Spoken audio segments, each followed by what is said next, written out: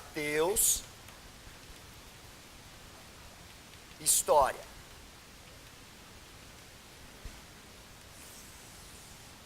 Muito bem. Qual é o tema que eu selecionei aqui para vocês hoje?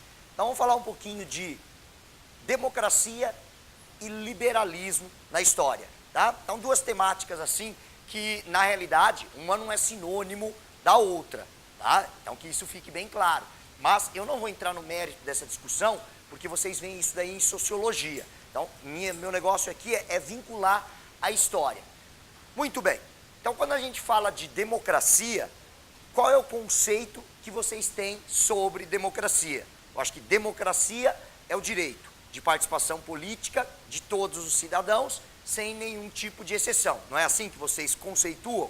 É mais ou menos dessa forma, né, que a gente pensa nos dias de hoje. Porém, democracia nem sempre teve o mesmo sentido, a mesma conotação. Isso depende de um determinado período histórico, isso depende de uma determinada sociedade. E aí, se eu perguntasse para vocês, onde é que nós teríamos, né, como berço disso que nós chamamos da democracia? Tá? Então, democracia, ela tem como berço, você vai dizer, a Grécia Antiga, certo? Então, olha cá, ó, a Grécia Antiga. Muito bem. Porém, deixa eu fazer uma perguntinha para vocês. Quando nós falamos da Grécia Antiga, nós não estamos falando dessa Grécia que está quebrada hoje, que é um país. Não é o país? Né? Tem lá cidades, nossa, país. Não, dá uma pereba aqui, hein, Mateus? Pois é, mas hoje é um país. Nessa época aqui, ó, não havia uma unidade nacional, uma ideia, né, de nação. Tá? Não havia uma unidade política, não havia, né, uma unidade econômica. Então, na Grécia Antiga, o que nós tínhamos? Uma fragmentação política e econômica. A Grécia Antiga, ela era formada por várias cidades, vamos escrever aqui, ó, bonitinho, ó. Isso, nossa, sabe tudo já, hein? Cidades-estado, que nós denominamos de quê? Como é que vocês chamam? De polis, Mateus. Chamamos as cidades-estado de polis. Então, por que é importante que eu saiba isso? É importante que você saiba que na Grécia Antiga, nós não temos, então, uma nação, um país. Ela era formada por várias cidades e cada uma dessas cidades, ela tinha autonomia. Tá? Então, essas cidades-estado, elas tinham autonomia, que seria autonomia política, autonomia econômica, e tinha diferenças de ordem social e diferenças de ordem cultural. Entre as cidades-estado que nós temos na Grécia Antiga, duas se destacam. Quais são os dois exemplos? Muito bem, muito bem. Então, entre as cidades-estado, duas nós podemos destacar. Uma vai ser Esparta, tá? Esparta, sim. O que vocês lembram de Esparta? Quando fala de Esparta, fala, ah, Mateus, eu lembro de 300, não é? Então, daqueles carinhas que, viu, meninas, aquilo não existe, tá? É verdade, aquilo foi tudo feito com computador, aqueles tanquinhos assim. Não, aquilo não existe, né? Eu tenho, não, mas eu não quis emprestar. Mas olha só, então em Esparta, você já lembra daqueles caras. Então, é uma sociedade que é uma sociedade formada por guerreiros, certo? Então, é uma sociedade beligerante, voltado para a guerra. O que é esse negócio de beligerante aí, Mateus? Militar. Muito bem. Aí, além de beligerante e militar, nós podemos colocar que Esparta também é uma sociedade conservadora. Tá? É uma sociedade conservadora.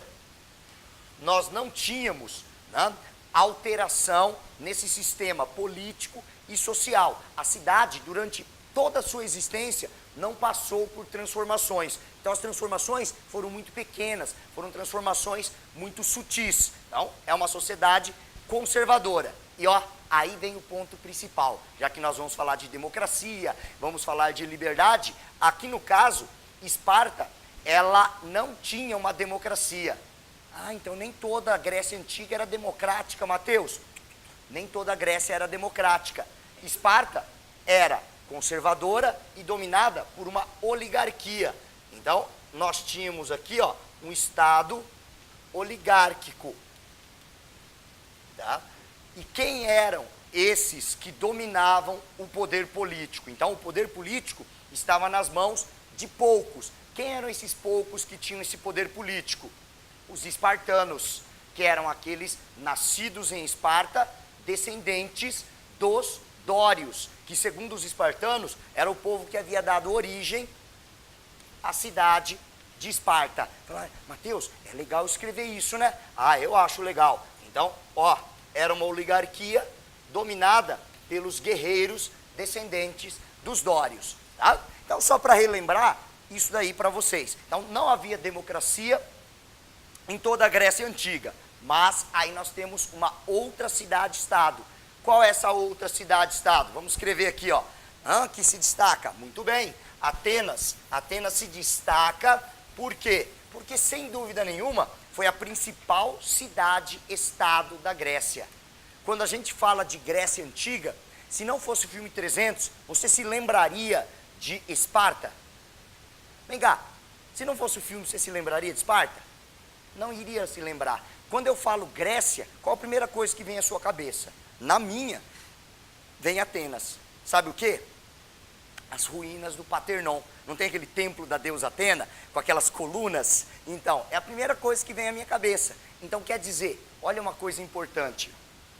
Atenas, ela vai ser a principal cidade, estado da Grécia, tá? E vai ser o berço da cultura helênica. Então, até vou colocar aqui, ó, é o berço. Tudo é berço para você, Mateus? É bonito, né? Então, é o berço da cultura grega. Olha lá, escrever diferente, ó. Helênica. É isso que nós temos em Atenas. Ao contrário do que aconteceu em Esparta, olha só, isso aqui é só para a gente relembrar, né? Então é um tema. Tá? Aqui na cidade de Atenas, que não era conservadora, nós vamos ter uma transformação social que vai promover também uma transformação de ordem política. E é esse percurso de Atenas que vai possibilitar o surgimento da democracia, uma mudança de ordem social. Porque no princípio também, olha só como foi essa transformação. No princípio, Atenas tinha uma monarquia. Essa monarquia vai ser derrubada e substituída também por um governo oligárquico. Tá? Então nós vamos ter aqui, ó, uma oligarquia. Essa oligarquia na cidade de Atenas significa que o poder estava nas mãos dos nobres. Você sabe como eram chamados os nobres na Grécia Antiga? Isso vale até para Esparta, tá? É um termo grego. Você sabe como eram chamados os nobres? Eupátridas. Muito bem. Então, por uma oligarquia eupátrida. Porém, exatamente aqui, ó, nesse momento em que a oligarquia eupátrida dominava a Grécia Antiga, que vamos ver o desenvolvimento de uma classe de comerciantes. Esses comerciantes interessados em também obter privilégios políticos, né, vão começar a exercer uma forte pressão manipulando a massa, né, então a população. E isso vai obrigar a uma mudança dentro da cidade de Atenas. Então, graças a essa transformação social, temos uma transformação política. Então, de monarquia, passamos a ter um governo oligárquico, onde os nobres, tá, nobres atenienses monopolizavam o poder, e aí, então, por conta de uma pressão popular, vamos ter o quê? Vamos ter a democracia.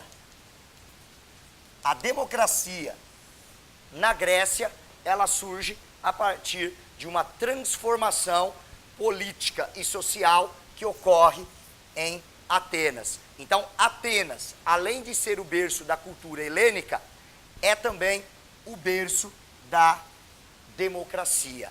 Mateus, tem uma coisa importante que eu acho que você tem que frisar aqui para nós, para a gente encerrar esse assunto sobre democracia aqui. Para nós encerrarmos, temos que saber o seguinte: quando isso aconteceu? O Enem, ele gosta muito disso aí. Você tem que saber se localizar. Então, onde isso ocorreu? Na Grécia Antiga. Onde na Grécia Antiga? Em Atenas. Vocês estão entendendo? Essa é a diferença. Por isso que a gente pode ser bem sucinto. O Enem é legal por isso. Tá? Lembra no nosso primeiro encontro que eu falei? Galera, às vezes a gente acha que o Enem é mais difícil que os vestibulares tradicionais. E eu disse a vocês, não é. Talvez a grande dificuldade seja a grande quantidade de questões e o tempo que a gente perde, né, para fazer a leitura, às vezes uma certa dificuldade na interpretação. Então, superado esse entrave, vocês podem reparar. Lembra das habilidades que eu citei para vocês? Saber se localizar no tempo e no espaço. Por enquanto, estamos falando do espaço. Agora vamos falar de tempo. E esse é um tempo importante. Então, quando é que nós vamos ter o surgimento da democracia? A democracia, ela vai surgir e vai se desenvolver aqui, ó, no século V antes de Cristo. Tá? Então, aqui a democracia, ela atinge o seu auge, inclusive. Ó, tá? Esse século V ficou conhecido, inclusive, como Idade de Ouro de Atenas. Tá? E aí, uma última coisinha. Alguém saberia me dizer qual é o nome do pai da democracia? Quem é esse, né, estadista grego que criou a democracia? Um cara chamado Clístenes. Então, o pai disso aqui seria um grego chamado Clístenes. Mateus, você acha que o nome vai aparecer? Pode aparecer na sua provinha, sim. Porém, não vai ter pegadinha no nome. É só para constar, para vocês eliminarem aquele medo. Por fim, voltemos àquela discussão inicial, que eu falei que eu não vou fazer uma discussão tão conceitual, mas isso aqui ainda tem a ver com história. Quando a gente fala da democracia na Grécia Antiga, nós podemos dizer que a democracia do mundo grego é igual à democracia que nós temos hoje? Sim ou não? Não. Por que não? Alguém me diz? Porque na Grécia Antiga, quem é que poderia participar do processo político? Somente os homens nascidos em Atenas. Somente os homens atenienses, sim. Então, apesar de ser um regime democrático, a democracia, olha, eu vou conceituar aqui para vocês. Escrever democracia novamente. Então, a democracia, ela era permitida somente para quem? Somente, escrever aqui, ó, bem bonitinho, somente para homens atenienses. Esses eram considerados, entre parênteses aqui, ó, cidadãos, certo? Certo. E aí, por último, nós podemos colocar aqueles que estavam excluídos desse processo. Quem seriam os excluídos do processo democrático lá na cidade de Atenas e muitas vezes em outras cidades que adotaram esse modelo de democracia? Nós podemos dizer que os excluídos seriam mulheres. As mulheres, aliás, aqui vale uma coisinha legal para o Enem. Sabia que as mulheres, além de não terem direito de participação política, lá na cidade de Atenas, elas eram bastante discriminadas. Elas eram consideradas seres inferiores. Não é assim, uma pessoa inferior. Seres inferiores. Aí você vai dizer, você está brincadeira? Sim. Tá? As mulheres, elas, segundo muitos atenienses, elas serviam para quê? Para procriar. Era a única coisa que a mulher sabia fazer. Credo, Mateus, que coisa mais preconceituosa. Pois é. E aí você fala, mas Mateus, acho que depois que a filosofia aqui no século V, acho que vocês já tiveram filosofia, ela começa a se desenvolver, os filósofos vão pensar de uma forma diferente, não vão não? Tá? Os filósofos também pensavam de forma igual, tá? E isso vale também para os escravos. Os filósofos também não consideravam escravos iguais. Fala, isso é óbvio, né, Mateus? Pois é, mas vindo de um filósofo, você não achava que ele deveria pensar de uma forma diferente? Então, lá naquele período, nesse mundo antigo, e eu aí vou até jogar assim, como não é o nosso foco, mas só vou jogar assim, até na Roma antiga, eles diziam que a escravidão era uma necessidade. Não é à toa que o modo de produção, tanto na Grécia antiga quanto na Roma antiga, era escravista. Então, a escravidão era uma necessidade para que tivesse a democracia, no caso de Atenas, e para que existisse política, até no caso de Roma. Tá? Eles falaram, sem a escravidão não existe essa possibilidade, tá bom? Então estavam excluídos do processo mulheres, estavam excluídos os escravos, e aí obviamente quem não fosse ateniense, né, que seriam os estrangeiros, chamados de metecos. Mateus, meteco é o que mesmo? Estrangeiros. Tá bom? Muito bem. Então, aqui nós fizemos um básico para vocês aí sobre o surgimento da democracia na Grécia Antiga.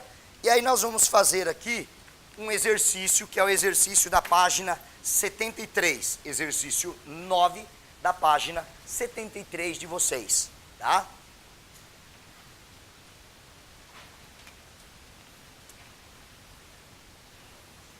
Acharam? Belezinha?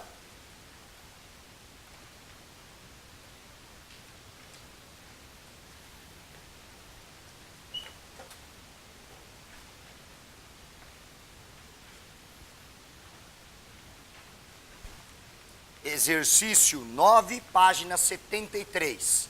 Podemos começar?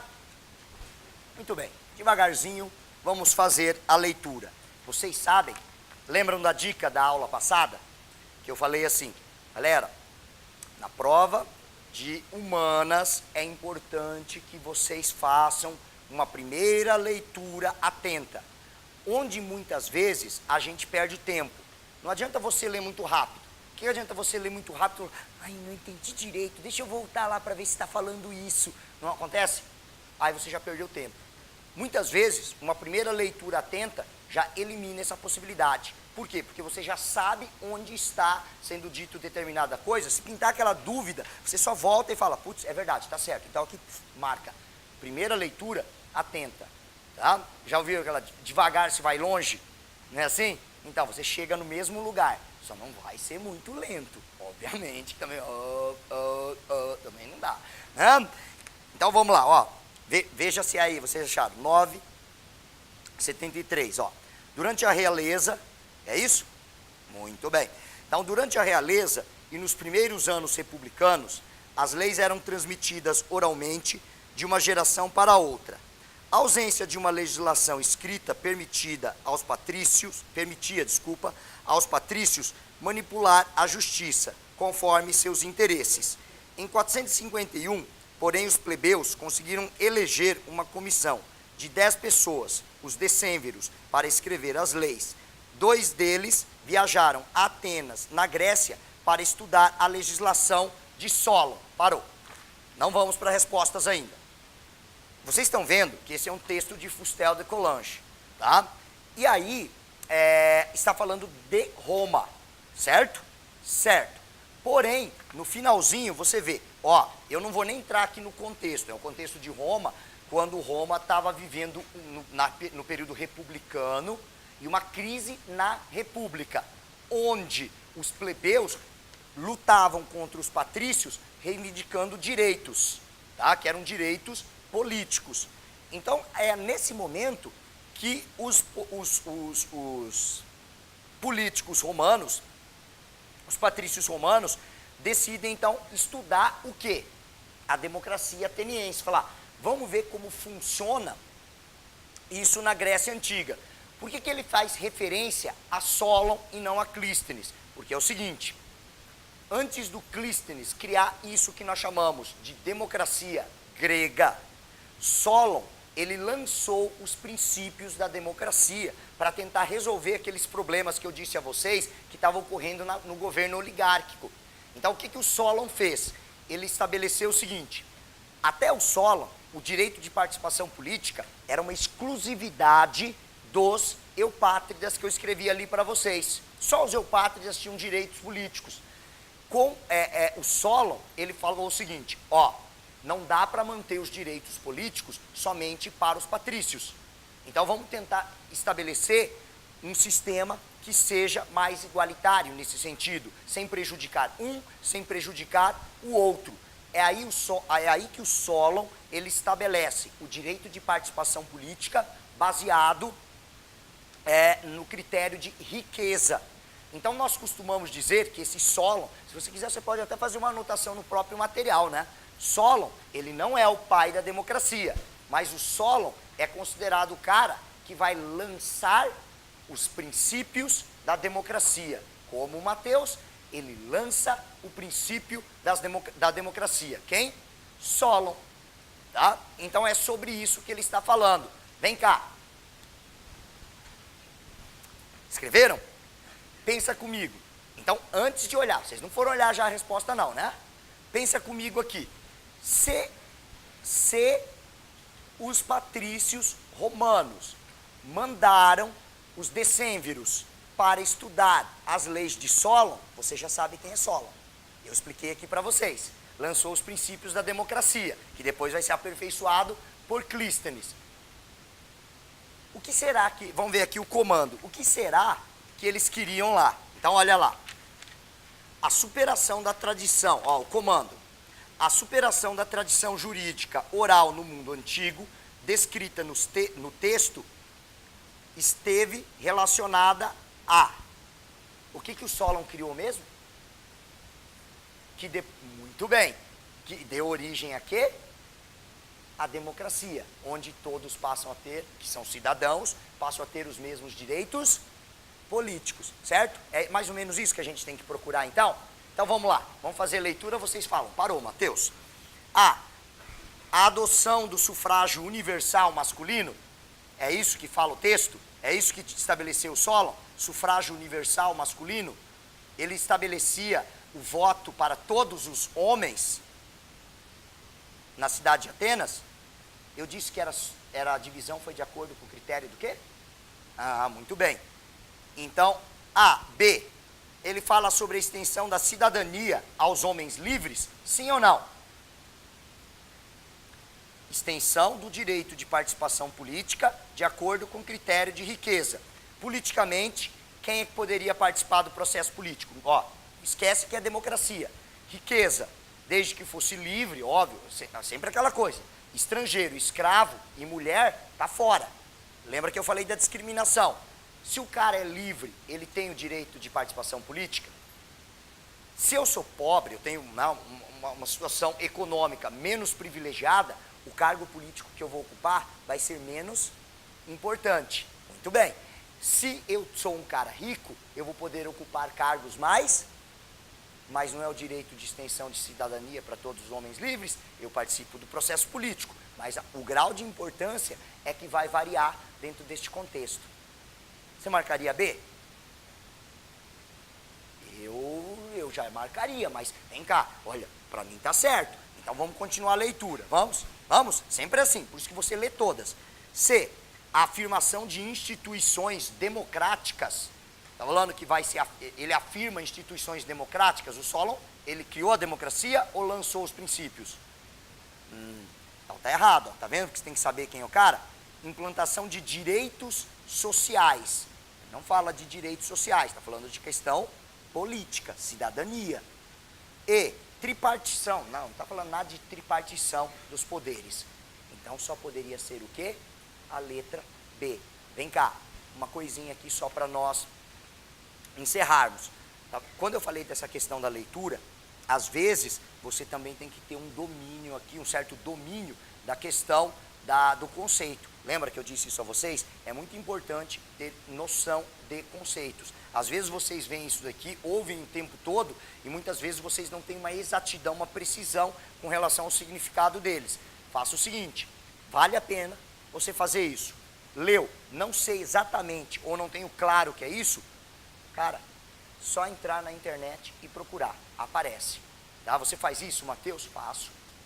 Tá? Teve um dia aí que um aluno ele me trouxe uma questão e era uma palavra, tá? Uma palavra assim que não é utilizada mais, né? Uma palavra, né? Era um texto sobre a Idade Média e é um termo bem mais antigo, um português mais arcaico, na verdade era uma tradução. E aí eu falei, cara, eu vou ser bem sincero, eu não sei o que significa essa palavra. Aí dentro do contexto eu falei, eu acho que pode ser isso. E de fato tinha esse contexto, mas aí eu fui lá, olhei, e aí você incorpora aquilo ao seu vocabulário, tá? Então era perfídia, tá? Esse era o termo, tá bom? Mas, então vocês conseguiram entender aqui essa questão da democracia, que com o passar do tempo, ele passa por um processo de transformação. E aí, nós vamos entrar no termo liberalismo. Então, no período em que surge o pensamento liberal, é que nós vamos ver o conceito de democracia ampliando-se, né? Deixando de ser tão restrito quanto foi aqui nesse período, até chegar ao conceito, né? Ou a característica desse conceito, como nós conhecemos hoje.